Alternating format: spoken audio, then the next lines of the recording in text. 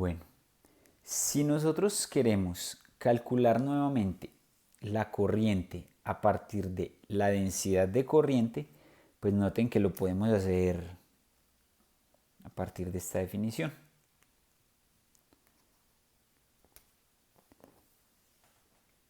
Entonces,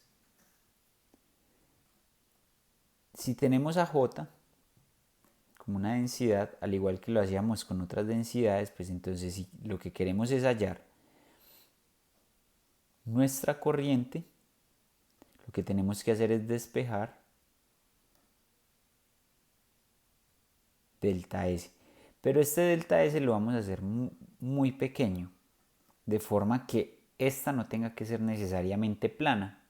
¿Listo? Vean que esta área puede tener una forma cualquiera y nosotros podemos medir cómo va a ser la corriente, es decir, la cantidad de cargas que atraviesan en un segundo a través de esa ventana que puede tener la forma que tenga, pero que siempre sea una superficie. Es por eso que definimos entonces la integral. ¿Listo? Noten que pues estas dos cantidades pueden ser vectoriales. Así como la corriente es una cantidad escalar, la densidad de corriente puede ser una cantidad vectorial, ¿de acuerdo? Porque vean que el flujo pues puede ser en cualquier dirección. Pero entonces cuando nosotros hacemos el producto punto con un diferencial de superficie, vamos a obtener nuevamente nuestra corriente. Entonces vamos a diferenciar esas dos cosas. Esta sería la magnitud de la densidad de corriente. La densidad de corriente, pues le podemos asignar una dirección, de forma que nosotros pensemos dentro del material conductor o de un medio que no nos importa su forma, pues la corriente, las cargas se mueven en una dirección específica. ¿Listo? Cuando nosotros entonces establecemos la superficie por la cual se van a atravesar estas cargas eléctricas que están acá en esta densidad de corriente, pues entonces podemos establecer la corriente eléctrica como una cantidad escalar. Esa va a ser la principal diferencia entre densidad de corriente y corriente eléctrica. Bueno, tenemos algunos tipos de corriente. Vamos a ver qué puede generar las corrientes eléctricas. Y es que existen corrientes de conducción. Aquí qué va a ser la principal diferencia entre estas tres, que es lo que genera el movimiento de las cargas eléctricas. En el primer caso, cuando hablamos de corrientes de conducción, pues entonces las cargas se mueven debido a una diferencia de potencial. Entonces acá pues lo voy a establecer como causado por un voltaje, por una diferencia de potencial. Que es justo lo que hemos trabajado nosotros. Claro, yo tengo el punto A, tengo acá el punto B y puedo tener una diferencia de potencial debido a un campo eléctrico que exista en este espacio.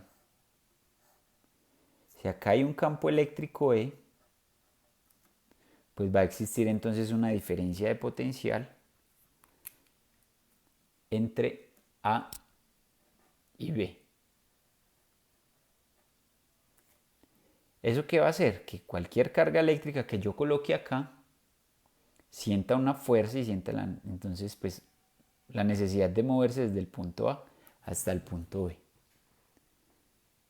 Bueno, entonces cuando esas corrientes o cuando esas cargas se mueven por una diferencia de potencial, lo llamamos una corriente de conducción. ¿Listo? Bueno, también puede suceder que sea otro el fenómeno que origina el movimiento de las cargas eléctricas. Pensemos, por ejemplo, en las gotas que hacen parte de un flujo en una tubería. Pensemos en un río. ¿Listo? Pues entonces todo el líquido, toda el agua que está en ese río, pues se mueve a causa de la gravedad. Entonces vean que es una fuerza mecánica que hace que las gotas se muevan. Sin embargo, ahora pensemos que cada una de esas gotas que hace parte de ese río tienen una carga eléctrica. Pues vean que nosotros no tenemos la culpa que las cargas se muevan o que las gotas se muevan por culpa de la gravedad. El hecho es que están transportando cargas. Entonces las corrientes de convección son producidas por otros fenómenos físicos que hacen que las cargas se muevan. Y también las vamos a considerar como corrientes eléctricas. Un ejemplo de corrientes de conducción, de convección, son es la difusión de las partículas. Pensemos en un gas. Entonces, si nosotros tenemos un gas concentrado en una región del espacio y lo liberamos, pues las partículas de ese gas se van a empezar a difundir y se van a empezar a regar por todo el espacio. Si esas partículas llegan a tener un exceso de carga eléctrica, sea positiva o negativa, pues se están generando corrientes eléctricas. ¿Listo? Entonces, pues vamos a pensar las corrientes de convección como cargas que se mueven por fuerzas diferentes a las eléctricas, a una fuerza eléctrica. ¿Listo? Bueno, vamos a ver entonces otro tipo de corrientes. Esta es más especial todavía, porque para este tipo de corrientes, las corrientes de desplazamiento, no tenemos ni siquiera una carga eléctrica que se mueve en el espacio. Vamos a ver esto qué significa. Pensemos en que tenemos un material conductor. Entonces acá tengo un alambre. Pero resulta que en alguna parte de ese alambre tenemos un capacitor. Todavía nos falta trabajar más sobre este concepto de capacitores y de capacitancia, pero pues pensemos que son dos materiales conductores que están separados puede ser un vacío o puede ser por un material dieléctrico. Ahora, resulta que por este alambre circula una corriente eléctrica. Vean que las cargas eléctricas, cuando llegan acá, no tienen hacia dónde más moverse. ¿Qué va a suceder? Pues resulta que las cargas que llegan acá, pues se pueden empezar a acumular. Si acá empiezan a llegar cargas eléctricas positivas, si no las imaginamos, pues vean que va a inducir una fuerza eléctrica sobre este otro material conductor. Todas las cargas positivas que vayan acá van a sentir una repulsión y esas cargas pues van a fluir por este material conductor. ¿Listo? O podemos decir que también si aquí hay un exceso de carga positiva, pues entonces las cargas eléctricas negativas se atraen.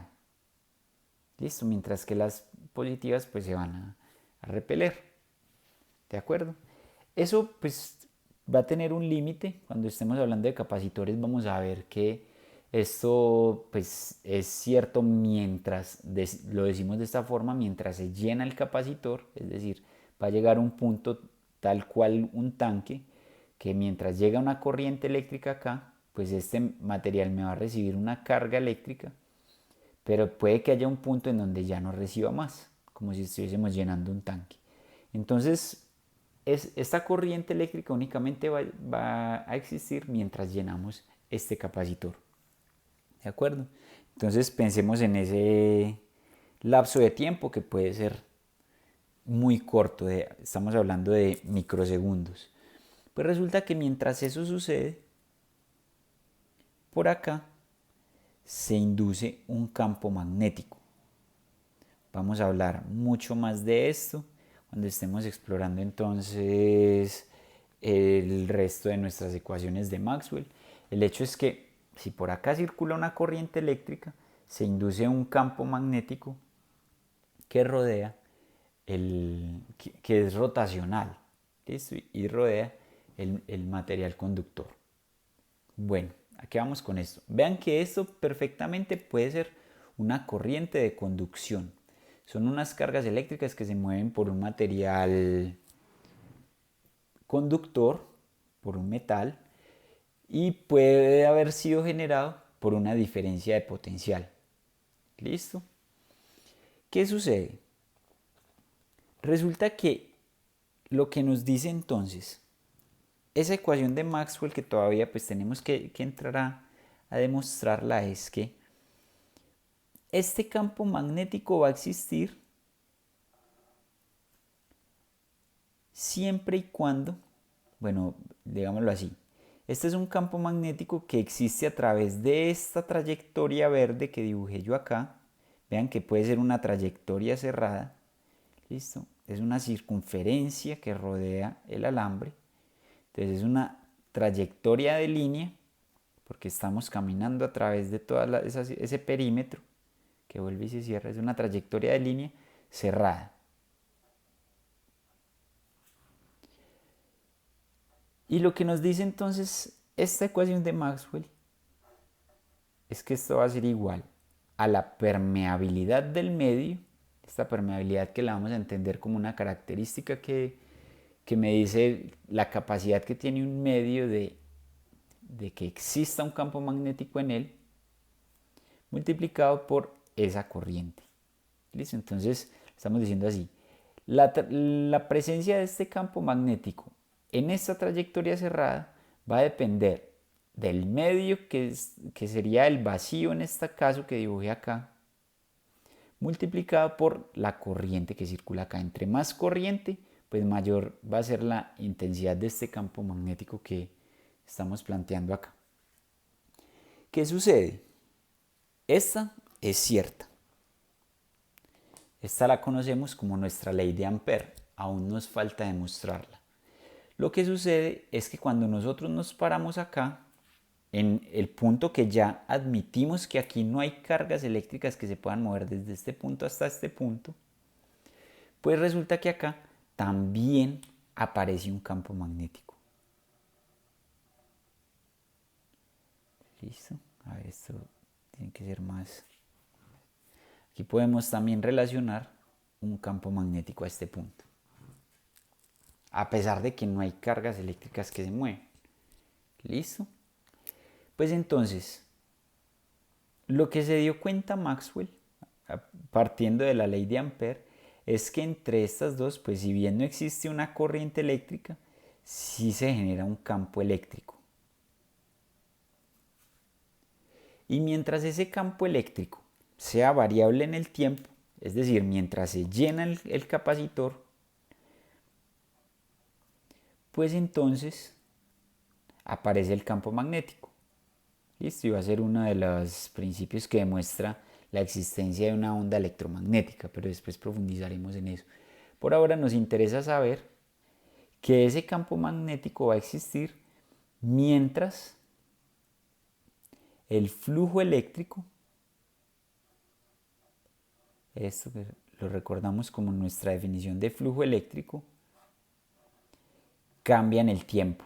Vean, si ese campo eléctrico es constante, es decir, si se llena el capacitor, pues entonces esto se hace cero. Mientras ese campo eléctrico cambia en el tiempo, aquí va a existir un campo magnético.